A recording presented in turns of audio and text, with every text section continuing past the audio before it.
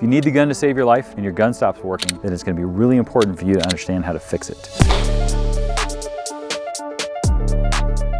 One way to divide it is to think about clearing malfunctions as universal skills versus specific skills. We can have a very specific method to clear each and every malfunction. So that is a very specific way of thinking about it. Another way to think about it is from a universal perspective. My preference is to be more universal and not take a diagnostic approach to clearing malfunctions. I don't need to look at it and problem solve what's actually happening. What I need to do is just do the task. And if I can do something that clears 80% of all malfunctions, and if that doesn't work, I do something else that clears the other 20 or 30% of malfunctions, then I have less thinking and less problem solving, and hopefully those things that I'm doing are skills that are embedded in my subconscious. It allows me to problem solve other things that are going on. I don't like to get into the details of like what's a type 1 malfunction, a type 2 malfunction, and a type 3 malfunction, and then you have to figure out, diagnose the gun, what is the situation. I don't think it really matters as far as getting the gun working again. Two other competing factors are going to be speed versus reliability. Some people are going to want to optimize it for speed, but sometimes when you start optimizing things for speed, they become less reliable. My preference is to focus more on universal and reliable skills because we're already at a point where the gun doesn't work. I need it to work and I need it to work quickly. And so I want to do a universal, reliable thing to get the gun up and running quickly. The immediate action is the classic tap rack bang, or kind of a variation of that. And then the remedial action, which we'll cover later, is basically unloading the gun and reloading. For the immediate action,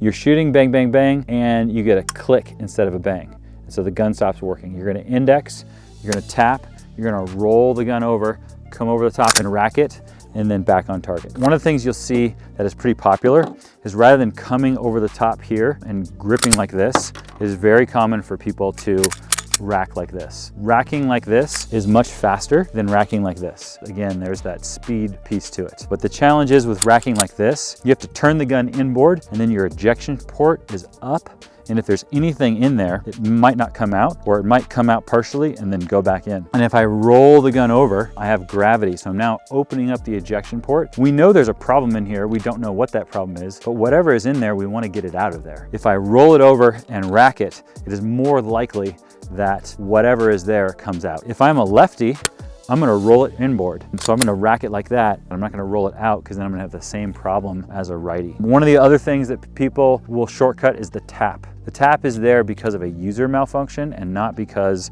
of a gun malfunction. The issue will be people will put the magazine in there but not insert it all the way. So right now the magazine is in there, but it's not picking up the next round because it's not inserted all the way.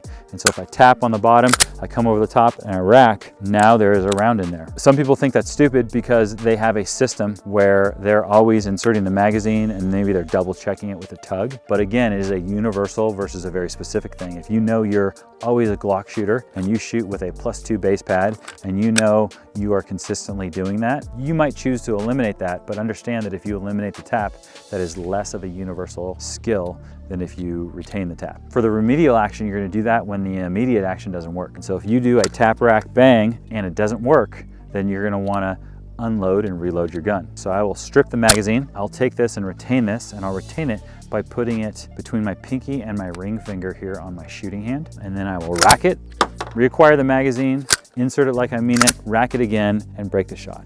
And there are other ways you can do that. Some people will go into a much longer process of locking it open, then removing the mag, working the slide, reinserting it, and moving on like that. There's a lot of different ways to do it. Just understand the principle is unload the gun and then reload the gun. That's what you want to do, and you want to do that as quickly as possible. So in the end, you want this to be a universal, reliable, repeatable process that you are able to execute under the pressure of any situation that you're confronted with. Thanks for checking out this video. Go check out more videos from our foundation series here.